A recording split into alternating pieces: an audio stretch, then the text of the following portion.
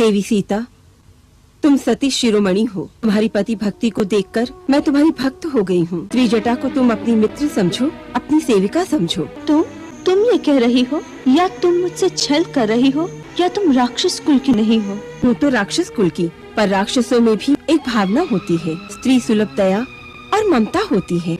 मेरी अनुनय को स्वीकार करो, थोड़ा खा लो। मुझे कुछ नहीं खाना। अगर खाओगी नहीं तो फिर जीवित कैसे रहोगी? इस अवस्था में मुझे जीकर भी क्या करना है? इसका अर्थ ये हुआ तुम्हें अपने रघुवंशी पति के प्रेम और बल पर विश्वास नहीं है। ये तुम क्या कह रही हो त्रिजटा? लोक में वही तो एक है जिसमें मैं तो क्या सारा संसार विश्वास करता है। यदि इतना ही विश्वास है तो फिर मृत्यु की कामना क्यों कर रही हो? इस पापी ने तुम पर अत्याचार किया, उसका अंत अपनी आंखों से नहीं देखोगी? यदि श्री राम पराक्रम करके रावण को पराजित करेंगे तो किसके लिए? इस आशा पर। क्या तुम पतिव्रता स्त्री धर्म के अनुकूल बात कर रही हो? यदि अपने लिए नहीं तो फिर स्वामी के लिए ही तुम्हें जीवित रहना होगा।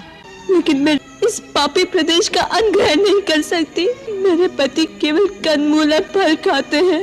मैं तुम्हारे लिए सात्विक कंदमूल का आहार लेकर आऊंगी। कहाँ से? लंका में भी कुछ सात्विक लोग हैं, विभीषण जैसे नीतिवान। मैं वहाँ से तपस्वियों का आहार लेकर आऊंगी पुत्री। माता। हाँ पुत्री, मेरी कोई संतान नहीं है। तेरी जैसी आदर्श पुत्री को पाकर आज मैं धन्य हो गई हूँ। माँ।